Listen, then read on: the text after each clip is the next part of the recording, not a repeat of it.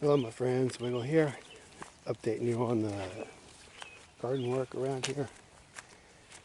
So, do a little swale work, little ditch work. See up there, and then there's a ditch up there and it comes in. Now I do have a ditch right up here in the corner of this garden that allows the water to come in, but the water that pushes over and goes down when it's like heavy rain, there's another ditch down there about 10 feet this side of that telephone box, and it goes down, and it used to go down all the way that way. So I put this ditch in here.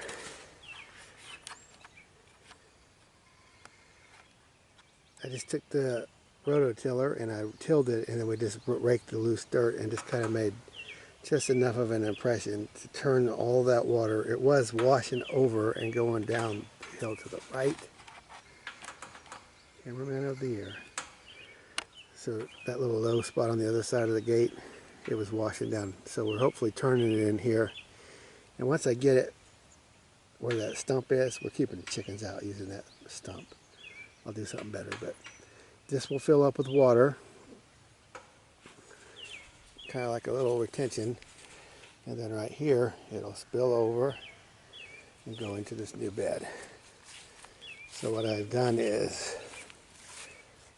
it's kind of a hard thing because my slope is not only coming from, as we're from right to left down, it's also sloping away from us, going downhill that way. So there's a little bit of a challenge with this narrow of a strip on how I want to catch the water.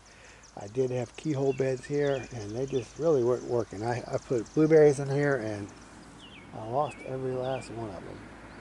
So we're up here really high on the ridge though, because the road's just right behind us, obviously. So we're pretty high up, and just we weren't catching enough water, I don't think. I think I was washing too much water down. I was catching plenty of water up here for the cilantro and garlic and onions, but it wasn't making it, it was soaking this part, but this part down here was actually more dry. It was drier further down the hill, which is kind of backwards. So hopefully with this new water coming in, I'll be able to catch the water in that bed of chips, this footpath.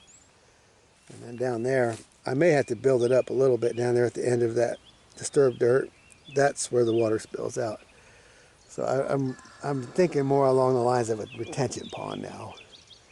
Not so much along the lines of keyhole beds or swales and letting the water push through. I just want to hold everything because I don't think like we're going to ever flood it out. It's just too high up, too narrow of a strip, and a lot of our water's going down the drive. I'm going to try to cut some water back in. I had some spots, but then we put new gravel down. So anyway, this is Three Sisters, and we'll see how it does. So the ditch is on contour one way, but not the other. And I could always put some little dams this way to help hold it up. But we're just not getting that much water, so we'll see.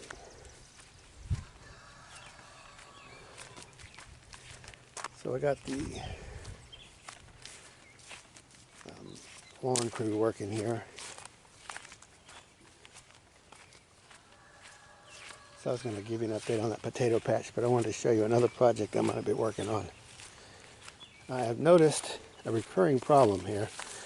The county mows twice a year, and then just look at all this beautiful grass. If my cows could just get to it without causing a problem in the road. So what I'm going to do is I'm going to build like a stockade panel, kind of like a cattle panel idea, but where they could put their heads through. I'll put it in the middle of the ditch, take a panel down, take some of the fence down, and let them put their heads through and eat all this grass. So that'll help my yard look better, and that'll take advantage of a recurring resource that is just going to waste. Now this stuff is the fastest growing grass on the whole property just because of the ditch here, and every time we get any rain, you know, it's getting watered in, and it's just, that's why the deer are always on the side of the road, most of less grass. So I'll update you on this. Well, it occurs to me I could be updating. These are the black locusts we planted last year, and those are the Osage orange on the further out line there. So the Osage oranges are coming along. Black locusts are coming along. The comfrey coming along somewhat. So this is the second time I've grazed them through this year. It's May. And they did browse these black locusts, but not too extensively. So what I've done is, you can see yesterday I had all these weeds in here, so I weeded it, threw it over the wire, and I'm letting these cows in one last time, clean up all of those weeds, and then I'm going to let them clean this potato patch out one more time, and then I'm going to walk around it and show you what I'm going to do. So just hold on a sec. Side note, because this is getting ready to get undone. Now we're downhill from that Three Sisters patch. This patch right here with some keyhole beds. Again, these were a little more successful, but not to the point that I like them to be. So I'm going to try to get all of the water there coming over here and flooding this part. And then all of this, I'm going to take all these little old cedar posts out. I'm going to rototill this whole thing and make it another sunken, like little retaining pond, but with garden crops in it. So they're getting ready to tear that out. So back over to the other thing. Well, I'm back over here, and I must say they got bored rather quickly with that potato patch. So there they are, browsing some black locust, cleaning up some of the last grass. So I was not going to let them over here, but with that stockade panel thing I'm making, head chute for the road.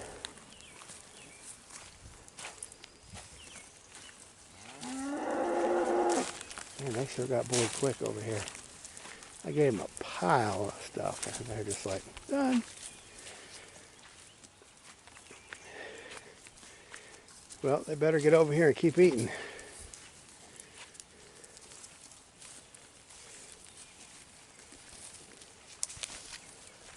So here's what it looks like. Well, he's smarter than the rest. He's over here cleaning up all the weeds that they're not eating. There ain't nothing else. You might as well come back and finish. Lazy cows. Don't leave. Don't leave. Sheesh. They got big piles of weeds they're not even eating here. So you can see from my potatoes, they're mostly over there. I got one line like right here, kind of going that way. And there's a few hit and miss in this section here. But basically my plan is that since most of the potatoes over there, I'm going to extend these beds out. Now that oak tree is on the highest point on this land, so we're up on the knob or the knoll, whatever you want to call it. So we're pretty high up. We're doing pretty good on Virginia clay to be having this much lushness with basically a drought going on. Hopefully we'll get some rain today. Very behind on waterfall. Might not be quite a drought, but we're pretty short. So I'm going to increase these beds out the next 10, 12, 15 feet or whatever that is, 10, 12 feet. Just going to continue on the same contour, so I'll just rototill this all up and then rake the dirt into the same piles like these. Still waiting on wood chips, but if I have to, we'll do sawdust from the sawmill as we get it. At any rate, I'm going to expand these beds, so this is how I'm handling the potato patch.